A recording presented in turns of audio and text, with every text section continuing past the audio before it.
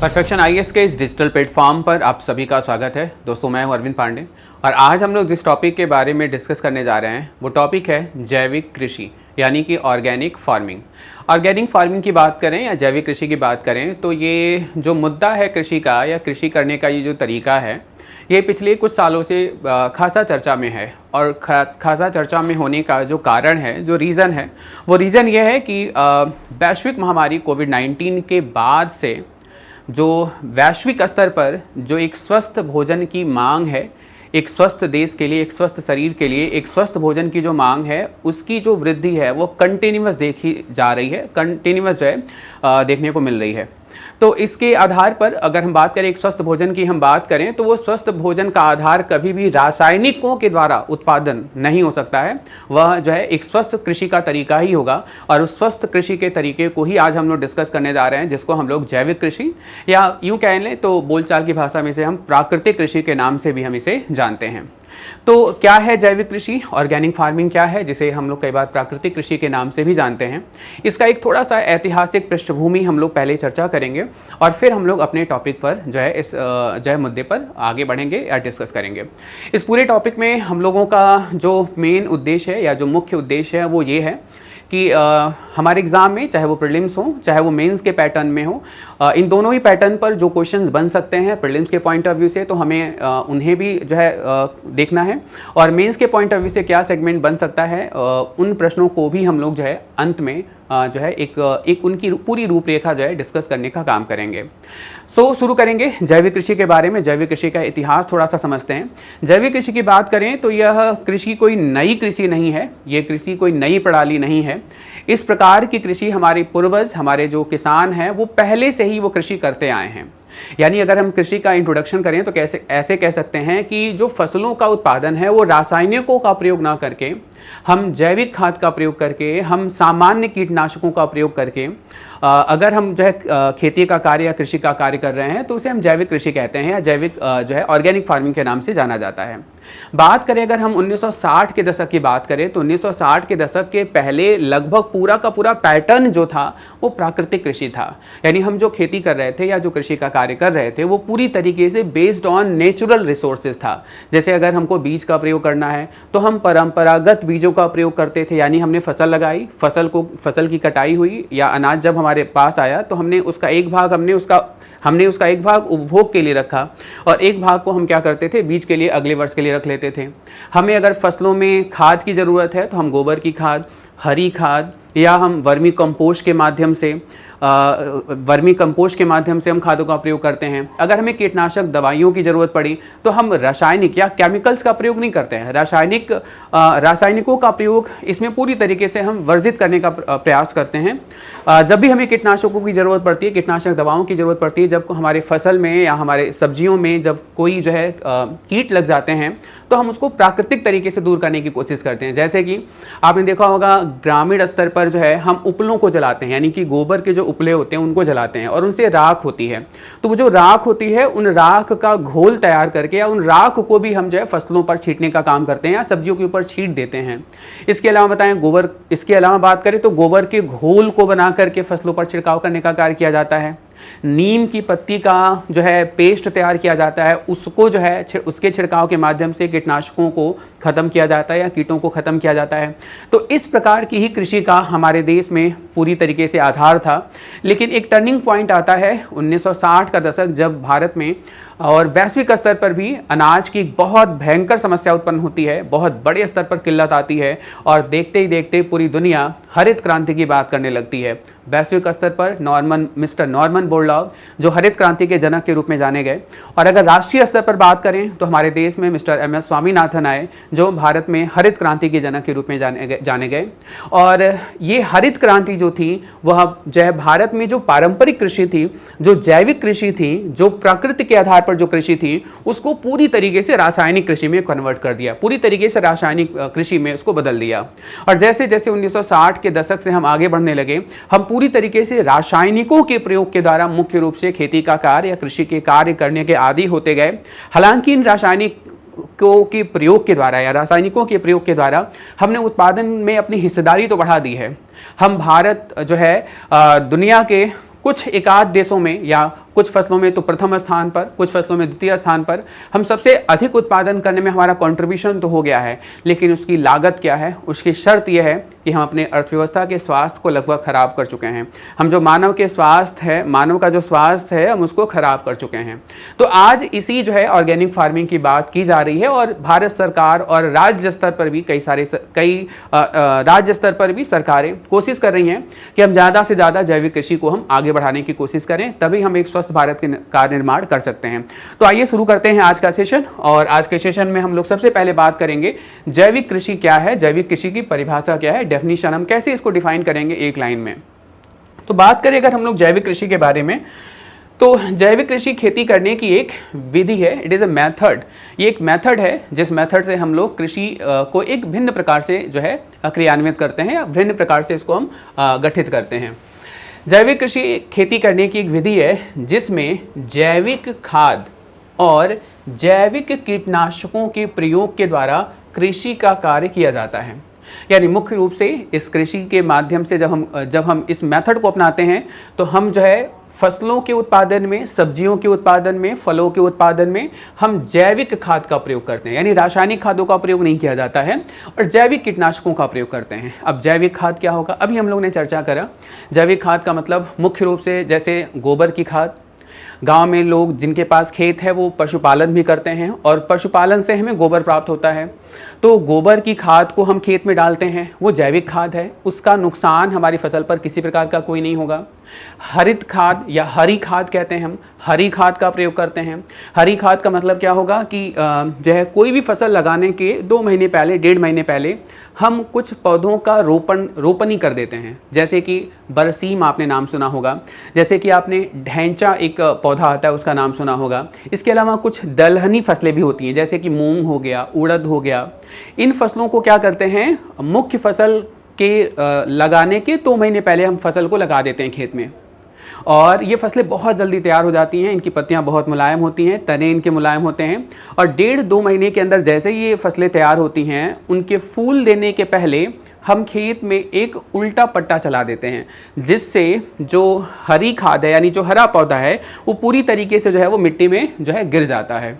अब इससे क्या होता है, ये जो पौधे होते हैं इनकी जो जड़ें होती हैं वो थोड़ी हल्की गहरी होती हैं। तो होता क्या है कि ये ज़मीन के अंदर से या खेत के अंदर से ये नाइट्रोजन को पत्तियों में डिस्ट्रीब्यूट किए रहते हैं और उन पत्तियों को जब ज़मीन की सतह पर लगा दिया जाता है, ज़मीन की सतह पर जब मिला दिया जाता है तो ये पौधे धीरे धीरे सड़ने लगते हैं और उसके बाद फिर हम हल चला करके उनको मिट्टी में मिला देते हैं और ये प्रकार से हरी खाद के रूप में, या एक आप यूँ कह सकते हैं कि ज़मीन के स्तर पर या ऊपरी सतह पर प्रचुर मात्रा में नाइट्रोजन की मात्रा उपलब्ध हो जाती है। तो हम गोबर की खाद का प्रयोग करते हैं, हम हरी खाद का प्रयोग करते हैं, हम वर्मी कंपोस्ट का प्रयोग करते हैं यानी केचुए से बनी खाद। केचुए को आप सब लोग जानते होंगे, हम लोग शुरू से पढ़ते आ रहे हैं, केचुआ किसान का मित्र होता है। तो चूँकि केचुआ जो है मुख्य रूप से फसल उत्पादन में मुख्य रूप से 3 काम करता है। पहला तो केचुआ क्या करता है, ज़मीन की जो ऊपरी सतह है उस पर मिट्टी पलटने का काम करता है। दूसरा क्या करता है, ज़मीन के अंदर छिद्र करता है यानी खेत में वो छेद बनाता है, छिद्र करता है। और दूसरा उसके उत्सर्जन से नाइट्रोजन युक्त जो पदार्थ निकलता है वो मिट्टी के ऊपरी सतह पर वो छोड़ता है। और इस प्रकार से आप सोचिए कि वो कितना ज़्यादा यूजफुल होगा जो है वह भारतीय किसानों के लिए या हमारे खेती के कार्य के लिए। तो हम वर्मी कंपोस्ट यानी केचुए से बनी खाद का भी हम लोग क्या कर सकते हैं, प्रयोग कर सकते हैं।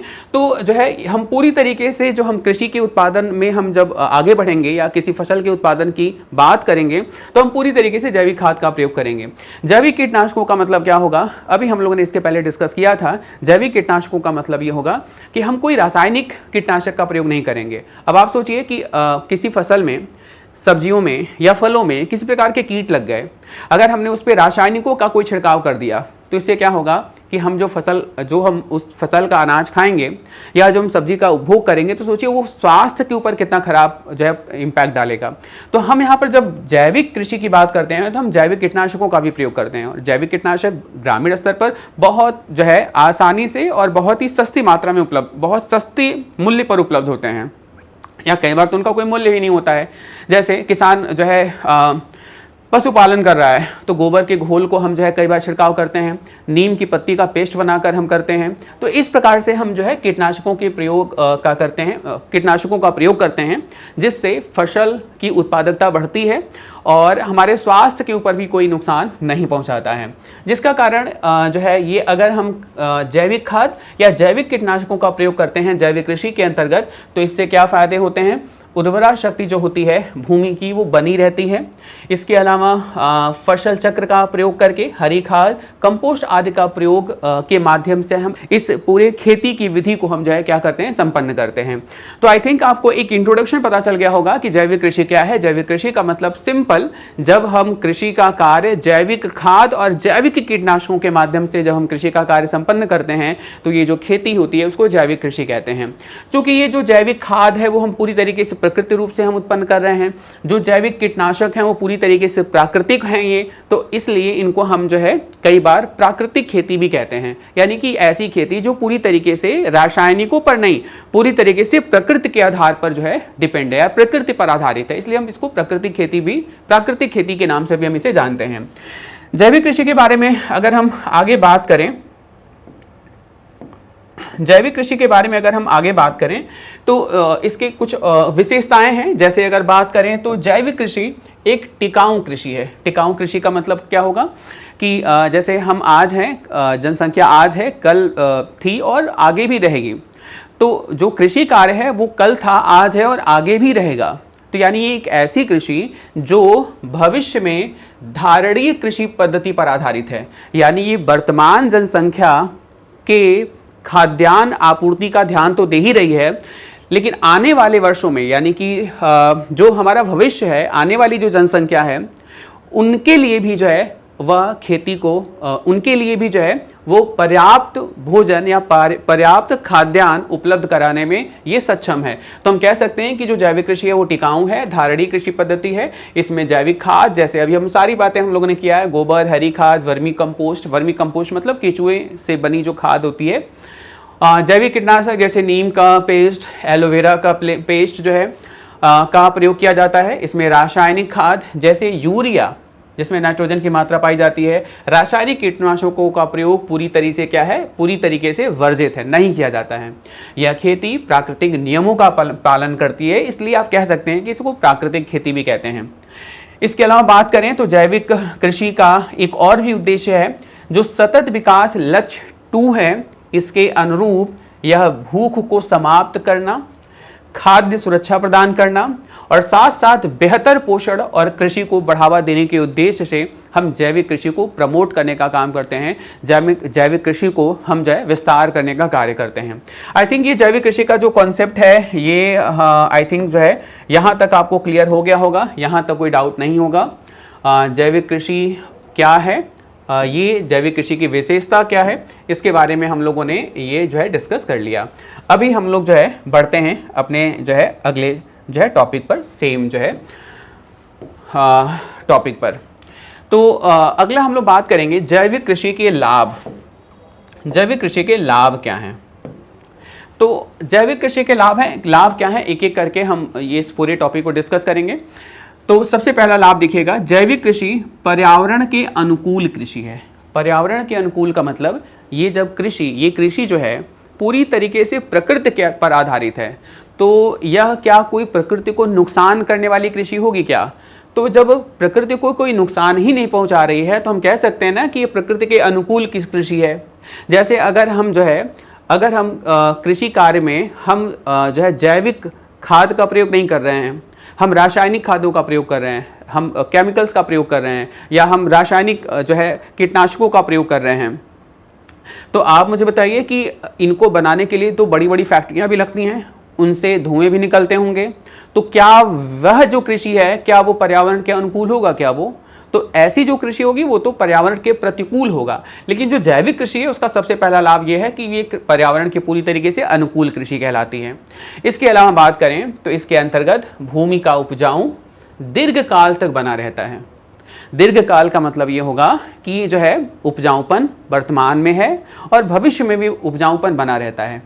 अगर हम रासायनिक खादों का प्रयोग करते हैं तो ऐसा नहीं होता है। रासायनिक खादों के प्रयोग से वर्तमान में जमीन की या खेत की जो उपजाऊपन है वो वर्तमान में तो रहता है, लेकिन भविष्य में उसका जो है, जो उसकी फर्टिलिटी है, यानी कि जो उपजाऊपन है वो लगातार खेत की जो है वो कम होती रहती है, लगातार खेत की उपजाऊपन वो गिरती रहती है। बात करें, इसमें स्थानीय आगतों का प्रयोग किया जाता है। जैसे स्थानीय आगतों का मतलब हम जो रिज या जो लोकल स्तर पर जो हम खाद प्रयोग कर सकते हैं, लोकल स्तर पर जो हम कीटनाशक का प्रयोग करते हैं, तो हम इन स्थानीय आगतों के प्रयोग के द्वारा हम ये कृषि करते हैं।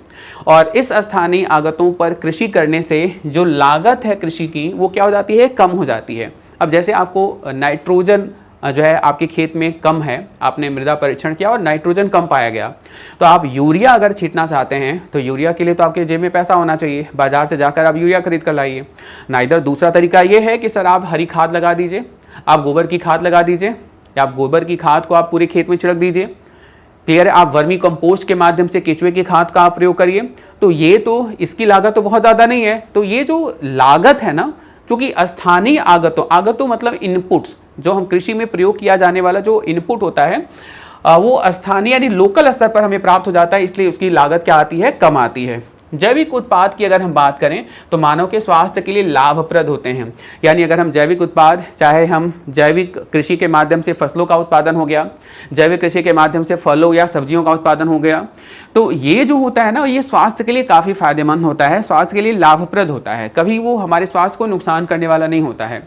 जैसे आपने सुना होगा कि जो एक उच्च कुलीन या उच्च स्तर के लोग जो होते हैं, एक अच्छी आय वर्ग के होते हैं, उनके बड़े बड़े फार्म हाउस होते हैं और उन फार्म हाउस में वह जैविक कृषि ही करते हैं। उन फार्म हाउस में ही वो अनाज भी उगाते हैं, उन फार्म हाउस पे ही वो सब्जियों का भी उत्पादन करते हैं, फलों का उत्पादन करते हैं, और वो जैविक कृषि के माध्यम से जो उत्पादन हो रहा है उसी को वो उपभोग करते हैं। और इसका आधार क्या है? आधार सिर्फ ये है कि इस कृषि के माध्यम से जो उत्पादन हुआ है वो स्वास्थ्य के ऊपर कोई प्रतिकूल प्रभाव नहीं डालेगा। आपके स्वास्थ्य के अनुकूल जो है वह कृषि है, या अनुकूल जो है आपके जो है वह सब्जियां हैं या अनाज हैं या फल हैं। इसलिए इन उत्पादों का बाजार मूल्य ज़्यादा होता है। ऑब्वियस सी बात है, जब जैविक कृषि के माध्यम से अगर हम खेती का कार्य कर रहे हैं, कृषि का कार्य कर रहे हैं, तो जो बाजार मूल्य है इनका थोड़ा ज़्यादा हो जाता है, क्योंकि जैविक कृषि के माध्यम से या जो जैविक उत्पाद हैं वो बाजार में आसानी से उपलब्ध नहीं है। अभी हमारे देश में बात करें तो यह बहुत ज़्यादा प्रचलित नहीं है। तो इसलिए जैविक कृषि के माध्यम से कुछ एकाध किसान या जो किसान इसके माध्यम से उत्पादन कर रहे हैं उनकी जो है डिमांड ज़्यादा है, इसलिए उसकी लागत ज़्यादा है और इसको लगभग सभी लोग अफोर्ड नहीं कर पा रहे हैं। जैसे अगर हम बात करें गेहूँ, सामान्य गेहूँ जो रासायनिक उर्वरकों के माध्यम से उत्पादन हुआ है वो तो 20 या 30 रुपये किलो मिल जाएगा, लेकिन जैविक कृषि के माध्यम से जो गेहूँ का उत्पादन हुआ है उसकी कीमत 100 रुपये केजी है। तो आप बताइए 100 रुपये केजी क्या गांव का व्यक्ति वहन कर पाएगा क्या? तो ये आम जनता के लिए वहनीय नहीं होगा। ये केवल अच्छे आय स्तर वाले लोग जो होंगे वही इसका जो है इसको अफोर्ड कर सकते हैं। इसके अलावा बात करें जैविक कृषि में फसलों को रोग कम लगते हैं। अगर हम जैविक कृषि के माध्यम से उत्पादन का कार्य कर रहे हैं तो फसलों में रोग कम लगते हैं। रोग कम लगने का मतलब क्या होगा कि जब हम पूरी तरीके से प्राकृतिक कृषि करेंगे तो ऑब्वियस सी बात है वो ना ही पौधों को जो है पौधों का स्वास्थ्य खराब करेंगे, ना ही हमारा स्वास्थ्य खराब करेंगे। तो जो जैविक कृषि होती है वो जो है फसलों को रोगों से बचाती है। इसके अलावा इसमें भूमि में पानी का स्तर जो है बढ़ता है। यानी जैविक कृषि अगर हम करते हैं, जैविक कृषि के माध्यम से अगर हम खेती का कार्य कर रहे हैं तो जो पानी का स्तर है वो क्या होता है, बढ़ता है। पानी का जल स्तर कैसे बढ़ता है? जैसे एक एग्जाम्पल लेते हैं। जैसे मान लीजिए आपको किसी खेत में यूरिया डालना है। अब यूरिया के लिए आप फसल लगी है, मान लीजिए थोड़ी सी फसल बड़ी भी हो गई है, या किसी खेत में आपको यूरिया डालना है और आप यूरिया ऐसे ही छींट करके चले आए खेत में, तो मुझे लगता है जो फसल है वो तो पूरी तरीके से जल के खाक हो जाएगी। आपको उसके लिए क्या करना पड़ेगा? पहले पानी चलाना पड़ेगा। पानी जो है खेत में डालेंगे, फिर आप यूरिया डालेंगे तो जो है आपके पौधों को वह नाइट्रोजन मिल पाएगा। लेकिन अच्छा, पानी पहले चलाएंगे फिर यूरिया डालेंगे, तो आप बताइए पानी कहाँ से ला रहे हैं? पानी भूतल से ही तो ला रहे हैं ना। जो पानी का जो है पानी को जो हम खेत में लगा रहे हैं या डाल रहे हैं, ये बात समझ में आ रही है? अच्छा, अगर हम इसके विकल्प में हम गोबर की खाद डालते हैं तो क्या गोबर की खाद डालने के बाद क्या फसलों को कोई नुकसान होगा? क्या फसलें जल जाएंगी? क्या हमको उतना पानी की ज़रूरत है क्या जितना यूरिया को डालने के लिए हमको पानी की ज़रूरत होती है खेत में? तो आई थिंक जो है जब हम नेचुरल या प्राकृतिक जो है प्राकृतिक जब उर्वरकों का प्रयोग करेंगे तो हमको पानी का जल स्तर जो है कम चाहिए होगा और जो नीचे जल का स्तर है वो मेंटेन रहेगा और नहीं तो वो बढ़ेगा ही। तो जो जल स्तर है ना वो क्या होता है, भूमि का जो पानी का स्तर वो बढ़ता है। इसके अलावा रोजगार बढ़ने में भी सहायक होता है, यानी जो जैविक कृषि है उसके माध्यम से रोजगार सृजन भी अधिक होता है। क्योंकि बात करें तो खाद के उत्पादन में, फसलों के उत्पादन में अधिक से अधिक लोगों की जरूरत पड़ती है अगर हम जैविक कृषि की बात करते हैं तो जैविक कृषि का एक प्रमुख लाभ ये भी है कि रोजगार को बढ़ाने में भी जो है यह कृषि मददगार शामिल होती है। जैसे अगर हम बात करें तो 1960, 70, 80 के दशक की बात करें तो देखेंगे परिवार में ज़्यादा लोग हुआ करते थे और वो जो है मिल करके जो है वह कृषि का कार्य किया करते थे। लेकिन वर्तमान में आप देखेंगे कि हम रासायनिक उर्वरकों का प्रयोग कर रहे हैं, हम जो है हैवी टेक्नोलॉजी का प्रयोग कर रहे हैं। तो जो कृषि है वो तकनीकी कृषि हो चुकी है और अब जो है जो रोजगार है वो कृषि में कम हो चुका है और अब जो है वैकल्पिक रोजगार की तलाश में लोग बाहर निकल चुके हैं। लेकिन अगर हम फिर से जैविक कृषि की तरफ आते हैं तो फिर से हमको खाद के लिए चूंकि पशुपालन करना ही पड़ेगा, है ना, पशुपालन करना ही पड़ेगा। और पशुपालन नहीं करेंगे तो हम जो है हम बेहतर खाद का इस्तेमाल नहीं कर पाएंगे। क्लियर है? तो कह सकते हैं रोजगार को बढ़ाने में भी जो है ये जैविक कृषि जो है लाभकारी होता है। इसी के साथ बढ़ते हैं हम लोग।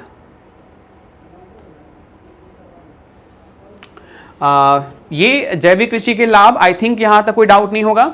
कृषि के जैविक कृषि पर्यावरण के अनुकूल है, भूमि को उपजाऊपन जो है इसका दीर्घकाल तक बना रहता है, जो लागत होती है उसकी कम आती है, जैविक उत्पादन स्वास्थ्य के लिए काफ़ी लाभदायक होता है, उत्पाद का बाजार मूल्य थोड़ा ज़्यादा होता है, ये थोड़ी सी उसकी कमी हो सकती है। जैविक कृषि में फसलों के रोग कम लगते हैं, भूमि का जलस्तर बढ़ता है, रोजगार बढ़ने में सहायक है। अब हम बात करेंगे जैविक कृषि के नुकसान। लाभ की बात किया हमने, अब हम जैविक कृषि के नुकसान की बात करेंगे, या जैविक कृषि को पूरे भारतवर्ष में बड़े स्तर पर इम्प्लीमेंट करने के लिए इसकी क्या हानियां हैं, क्या चुनौतियां हैं, क्या नुकसान हैं। तो सबसे पहले बात करें, इसमें किसानों को कुशलता के साथ ही जैविक खेती के सभी घटकों का ज्ञान भी रखना पड़ेगा। अब जब जैविक कृषि की बात करें तो जो जैविक कृषि है इसके अंतर्गत जो है किसान अगर स्किल नहीं होगा तो शायद, हालांकि जैविक कृषि के माध्यम से प्रारंभ में उत्पादन उतना ज़्यादा होता नहीं है, और अगर ज्ञान भी नहीं है, कुशल तरीके से हम कृषि कर भी नहीं पा रहे हैं तो समस्या सबसे बड़ी आएगी कि उत्पादन क्या हो जाएगा और गिर जाएगा। तो इसके लिए किसानों की कुशलता या किसानों को स्किल होना पड़ेगा। जैविक कृषि के सभी जो है प्रॉस एंड कॉन्स को इनको ठीक से समझना पड़ेगा। इसमें खाद्य पदार्थों की उत्पादकता बहुत कम होती है, यानी कि जो प्रोडक्टिविटी होती है वो थोड़ी सी लेस होती है रासायनिक जो कृषि होती है उसकी तुलना में। इसके अलावा बात करें पारंपरिक खेती की तुलना में जैविक खेती में, पारंपरिक खेती का मतलब यहाँ पर जैसे रासायनिक खेती की तुलना में जैविक खेती से फसलों की उपज काफ़ी कम होती है। सेम बात है कि जो है जैविक खेती में अगर जैविक खेती के माध्यम से हम कोई फसल का उत्पादन करें और प्रकृति के आधार पर या प्राकृतिक खाद और कीटनाशकों का प्रयोग करके हम कोई उत्पादन करें तो ऑब्वियस सी बात है जैविक कृषि जो है या प्राकृतिक जो है ये कृषि है वो उसका उत्पादन उसकी तुलना में कम होगा।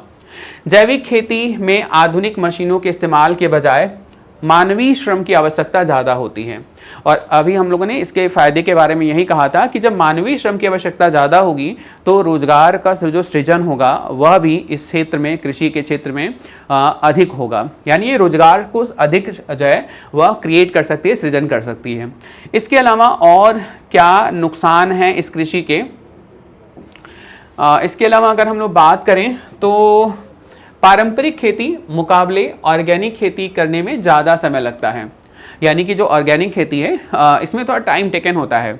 जैसे अगर हम बात करें जो रासायनिकों के प्रयोग के माध्यम से जो हम खेती करते हैं तो हम जितना अधिक टेम्परेचर हम दे पाएंगे फसलों को वो उनका उत्पादन उतने कम समय में जल्दी हो पाएगा।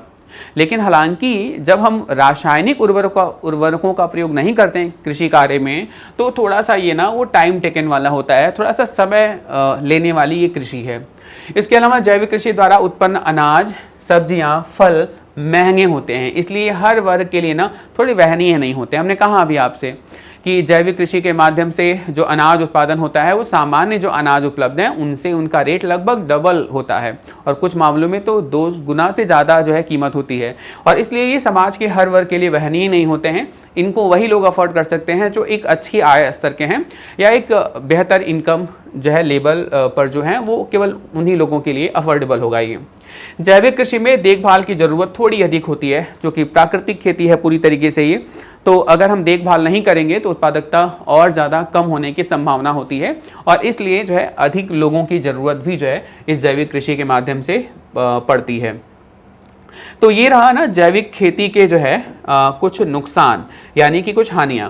तो आई थिंक आपको ये बातें क्लियर हो गई होंगी। जैविक कृषि के लाभ क्या हैं ये आपको एकदम क्लियर हुआ होगा, सारे पॉइंट्स वाइज पॉइंट लिखे हुए हैं। फिर हम बात करें जैविक कृषि के नुकसान क्या हैं या चुनौतियाँ क्या हैं, जैविक कृषि में समस्याएँ क्या क्या आ रही हैं, और अब हम लोग बातचीत करने जा रहे हैं भारत में जैविक कृषि की स्थिति क्या है, यानी स्टेटस क्या है भारत में जैविक कृषि की। तो भारत में अगर जैविक कृषि की बात करें, जैविक कृषि के स्टेटस की बात करें, तो जैविक कृषकों के मामले में भारत नंबर 1 है, यानी पूरे वैश्विक स्तर पर सबसे ज़्यादा किसान जिस देश में जैविक कृषि में वर्तमान समय में लगे हुए हैं वह देश कौन है, भारत है। लेकिन वहीं पर बात करें अगर क्षेत्रफल के दृष्टिकोण से तो भारत 9वां स्थान रखता है, यानी कि पूरी दुनिया में क्षेत्रफल के दृष्टिकोण से जो जैविक कृषि की जा रही है उसमें जो है भारत का स्थान 9वां स्थान है। बात करें अगर कुछ आंकड़ों पर नजर डालें तो हम भारत में जैविक कृषि की स्थिति को ज़्यादा बेहतर समझ पाएंगे। तो भारत में जैविक कृषि अभी अपने प्रारंभिक चरण में है, बहुत ज़्यादा डेवलप नहीं है। कृषि मंत्रालय के अनुसार मार्च 2020 तक लगभग 2.78 मिलियन हेक्टेयर कृषि भूमि पर जो है वह जैविक खेती की गई थी। 2020 के आंकड़े हैं। यह देश में जैविक कृषि में प्रयुक्त 140.1 मिलियन शुद्ध हेक्टेयर का मात्र अभी 2% ही है। अब आप सोचिए कि कुल शुद्ध बुआई का 2% ही अभी जैविक कृषि कर रहे हैं, तो हमारा स्थान कौन सा है, 9वां स्थान है। तो सोचिए कि अगर ये 2% बढ़ेगा तो ये 9वां स्थान कम होने में कितना कम टाइम लगेगा, यानी कि भारत जैविक कृषि के माध्यम से उत्पादन करने में आने वाले समय में वैश्विक स्तर पर एक बड़ी भूमिका निभा सकता है। बात करें अगर कुछ फैक्ट के बारे में तो सिक्किम पूरी तरीके से जैविक कृषि को अपनाने वाला भारत का पहला राज्य बन गया है, और हालांकि आगे आने वाले समय में त्रिपुरा और उत्तराखंड के बारे में भी आपको यही खबर सुनने को मिल सकती है, क्योंकि त्रिपुरा और उत्तराखंड भी इस लक्ष्य को प्राप्त करने की दिशा में जो है वो लगातार उन्मुख होकर के कार्य करते जा रहे हैं। कृषि मंत्रालय ने लक्षद्वीप को भी 100% जैविक प्रदेश बनने वाला भारत का पहला केंद्र शासित प्रदेश जो है घोषित किया है। तो ये कुछ फैक्ट हैं, जो डेटा हैं, जो बताते हैं कि भारत में जैविक कृषि जो है वर्तमान में कहां पर एग्जिस्ट करती है, वर्तमान में जैविक कृषि की क्या स्थिति है। बात करेंगे हम लोग भारत में जैविक कृषि की संभावनाएं। स्थिति तो हम लोगों ने जान लिया।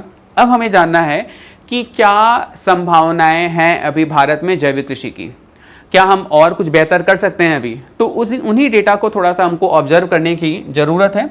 जैसे अगर हम बात करें तो भारत में जैविक कृषि की संभावना उत्तर पूर्व भारत में पारंपरिक रूप से जैविक कृषि के अनुकूल रहा है, और यहाँ रसायनों की खपत देश के बाकी हिस्सों की तुलना में बहुत कम हुआ है। अब इस पॉइंट्स को लिंक कर सकते हैं ना हरित क्रांति के माध्यम से।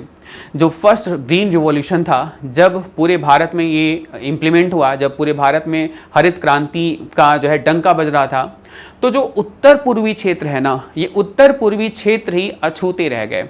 यानी हरित क्रांति का जो पूर्ण प्रभाव है या इन क्षेत्रों में नहीं दिखा, और आप ये कह सकते हैं अब कि हरित क्रांति का प्रभाव पूरी तरीके से इन क्षेत्रों में न पड़ने का ही कारण है कि आज जैविक कृषि के लिए यह क्षेत्र जो है वह वरदान के रूप में साबित हो रहे हैं।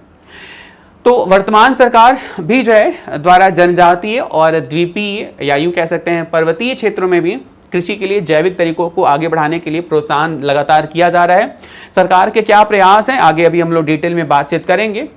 इसके अलावा बात करें, भारत वैश्विक जैविक बाजार में एक प्रमुख खिलाड़ी के रूप में उभर सकता है। भारत में प्रमुख जैविक निर्यातों में सन, बीज, तिल, सोयाबीन, चाय और औषधीय पौधे, चावल और दालें भी प्रमुख रहे हैं। और 2018-19 के दौरान जो है 50% की वृद्धि के साथ जैविक निर्यात लगभग 5151 करोड़ के आसपास रहा है। यानी कि 51 करोड़ के आसपास हम लोगों ने जैविक उत्पादों का क्या किया है, निर्यात किया है। तो ये हम बात करें तो ये रहा हम लोगों का कुछ जो है कुछ संभावनाएं हैं, जो जिन संभावनाओं के साथ अगर हम आगे बढ़ते हैं तो जो है हम और बेहतर कर सकते हैं। ये जो 51 करोड़ का आंकड़ा है, ये आंकड़ा आने वाले समय में एक जादुई आंकड़ा भी बन सकता है। और ये जो कुछ फल दिख रहे हैं, सब्जियां दिख रही हैं, इन जो है फल और सब्जियों में ये और अधिक विस्तार हो सकता है। जो वैश्विक डिमांड है, उस डिमांड को पूरा करने में भारत अपना एक अहम रोल जो है वह निभाता हुआ इन फ्यूचर में दिखेगा, भविष्य में दिखेगा। अभी हम बात करने जा रहे हैं भारत सरकार के प्रयास। जैविक कृषि को प्रमोट करने के लिए सेंट्रल गवर्नमेंट जो है वो किन प्रयासों को अंजाम दे रही है, क्या प्रमुख प्रयास कर रही है। तो मुख्य रूप से दो प्रमुख प्रयास हैं या दो प्रमुख योजनाएं हैं भारत सरकार की, जो एग्रीकल्चर को यानी कृषि को जैविक तरीके से करने में जो है पूरी तरीके से सक्षम बताते हैं। तो सबसे पहले हम बात करें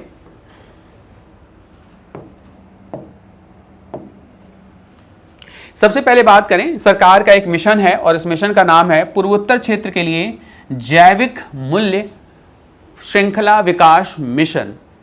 और इस मिशन की शुरुआत कब की गई? 2015 में, 2015 में किया गया।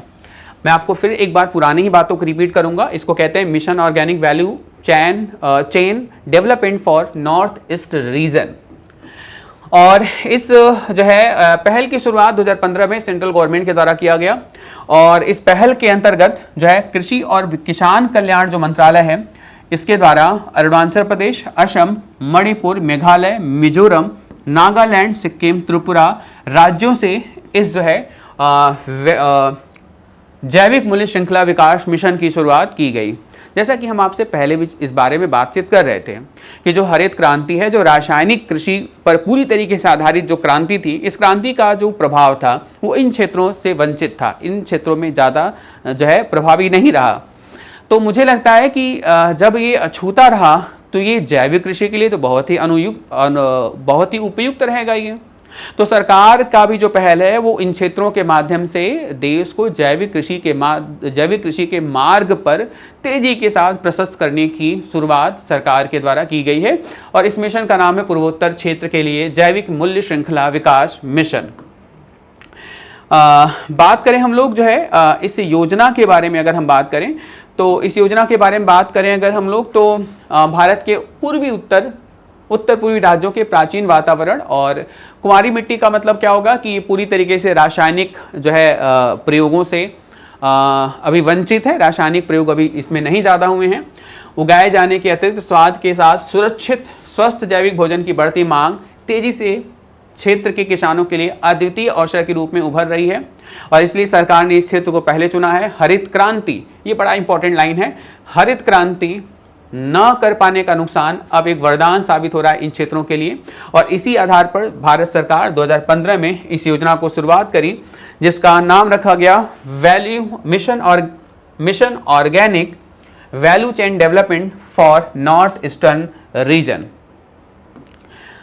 बात करें कुछ आंकड़ों के बारे में अगर, तो कुछ आंकड़ों के बारे में, तो योजना रुपए के औसत वार्षिक आवंटन के साथ शुरू हुई थी। पिछले 5 वर्षों के दौरान 134 करोड़ रुपए से अब तक 74,880 हेक्टेयर क्षेत्र को कवर किया जा चुका है, जबकि 74,889 हेक्टेयर क्षेत्र को कवर करने वाले 83,075 किसान जो है वो अपने आप में एक पर्याप्त संख्या है, जो कृषि को जैविक कृषि बनाने में जो है अपनी बेहतर भूमिका जो है वो अदा कर रहे हैं, बेहतर भूमिका में पाए जा रहे हैं। इसके अलावा बात करें इस योजना के अलावा यानी कि पूर्वोत्तर क्षेत्र के लिए जैविक मूल्य श्रृंखला विकास मिशन ये तो चल ही रहा है। इसके अलावा बात करें तो एक प्रमुख सरकार की एक और भी योजना है, उसको हम कहते हैं परंपरागत कृषि विकास योजना। इस योजना की शुरुआत भी भारत सरकार द्वारा 2015 में ही किया गया था और ये परंपरागत कृषि विकास योजना का प्राथमिक जो लक्ष्य था वो मिट्टी की उर्वरता को बढ़ावा देना। मिट्टी की उर्वरता को बढ़ावा देने के लिए इस विकास योजना की शुरुआत की गई थी और इसलिए जैविक प्रथाओं के माध्यम से स्वस्थ भोजन के उत्पादन में सहायता करना और कृषि रसायनों के उपयोग पर ये पूरी तरीके से बैन लगाते हैं, यानी कृषि रासायनिकों का प्रयोग नहीं करते हैं और पूरी तरीके से प्रकृति के आधार पर यानी प्रकृति प्रदत्त उर्वरक और कीटनाशकों के आधार पर हम जो है मिट्टी की उर्वरता को बेहतर बनाने की कोशिश जो है करते हैं इस योजना के माध्यम से। इस योजना की शुरुआत 2015 में सेंट्रल गवर्नमेंट के द्वारा किया गया। इसके अलावा बात करें अगर हम लोग एक अन्य योजना जिसको हम कहते हैं एक जिला एक उत्पाद योजना, ये बहुत ही फेमस योजना है, इसको कई बार हम लोगों ने पढ़ा भी है। एक जिला एक उत्पाद योजना, ये कार्यक्रम का उद्देश्य स्थानीय स्तर पर विशेष उत्पादों की अधिक दृश्यता और बिक्री को प्रोत्साहित करना है ताकि जिला स्तर पर रोजगार पैदा हो सके। यानी कि कोई ऐसा जिला जो ऑर्गेनिक फार्मिंग के माध्यम से कोई विशेष फसल का उत्पादन कर रहा है तो जिला स्तर पर उसकी पहचान कैसे बेहतर किया जाए और कैसे उसकी जो है पहचान बेहतर करने के बाद उसका विपणन राष्ट्रीय और अंतर्राष्ट्रीय स्तर पर कैसे बढ़ाया जाए, इसको प्रमोट करने के लिए सरकार इसको वन डिस्ट्रिक्ट वन प्रोडक्ट योजना के माध्यम से इसको कवर करने की कोशिश कर रही है। इससे जो है छोटे और जो सीमांत किसान होंगे उनको जो है काफ़ी मदद मिलेगी इस योजना को अगर वन डिस्ट्रिक्ट वन प्रोडक्ट के माध्यम से जोड़ा गया। इसके अलावा बात करें अगर हम लोग बात करें तो एक और प्रमुख योजना जिसको कहते हैं जैविक ई कॉमर्स प्लेटफॉर्म।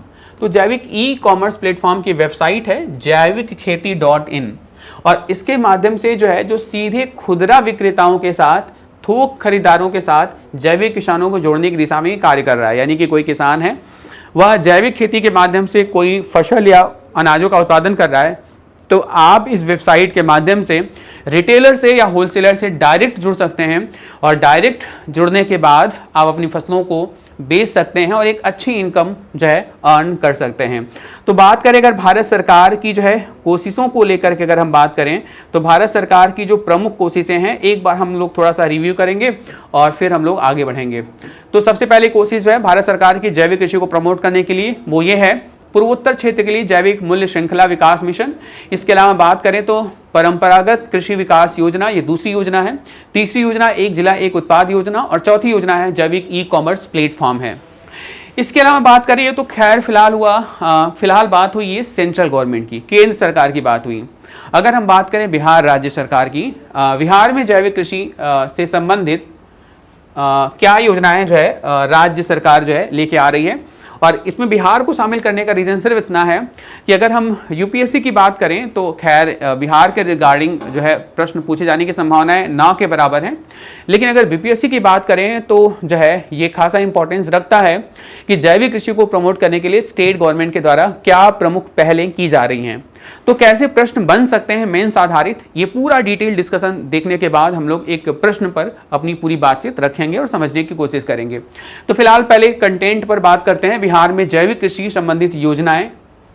और अगर इन योजनाओं की बात करें तो सबसे प्रमुख योजना है बिहार सरकार की है वो है ऑर्गेनिक कॉरिडोर की स्थापना। ऑर्गेनिक कॉरिडोर की स्थापना के अंतर्गत बिहार सरकार गंगा से लगे 13 जिलों जिसमें पटना भी शामिल है में एक जैविक खेती कॉरिडोर का निर्माण कर रही है। यह प्रयास नीतीश सरकार की महत्वाकांक्षी योजना तीसरा कृषि रोड मैप, अभी तो चौथे की भी आवश्यकता महसूस हो रही है, तो तीसरा कृषि रोड मैप 2017-22 का ही एक हिस्सा है ये जो जैविक कॉरिडोर है।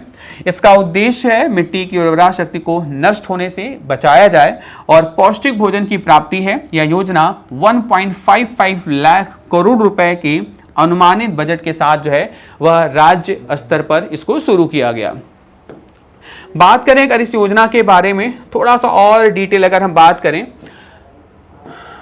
तो इस कॉरिडोर के माध्यम से यानी कि इस कॉरिडोर के माध्यम से सरकार किसानों को जैविक खेती के लिए प्रशिक्षण प्रदान कर रही है, राज्य सरकार यानी बिहार सरकार।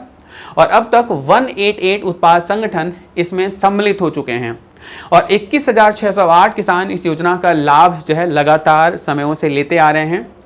इस विनिमय के क्रियान्वयन के पश्चात रासायनिक उर्वरकों का प्रयोग घटेगा और इससे कॉरिडोर की स्वच्छता तथा पर्यावरण का संरक्षण बेहतर होगा, सुनिश्चित होगा।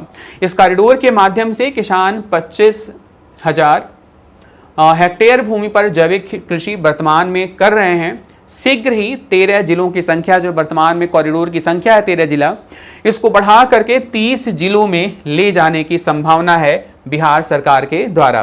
तो जैविक कृषि को प्रमोट करने के लिए ये जो 13 जिलों का एक जैविक कॉरिडोर है, यह राज्य सरकार के लिए एक बेहतर कोशिश है, राज्य सरकार का एक बेहतर प्रयास है, जिस प्रयास को भारत राज्य सरकार बेहतर अंजाम देने की कोशिश कर रही है। इसके अलावा बात करेगा हम लोग तो बिहार राज्य जैविक मिशन 2020, इस योजना के अंतर्गत चयनित जिलों में, चयनित समूहों में राज्य सरकार प्रथम वर्ष में सब्जी की जैविक खेती को प्रोत्साहित किया जा रहा है। हालांकि अगर ये सफल हुआ तो आने वाले वर्ष में सब्जी के अलावा भी अन्य फसलों को इस जो है योजना के माध्यम से कवर दिया जाएगा। इस योजना के माध्यम से जो है इसको सफल बनाने की कोशिश की जाएगी।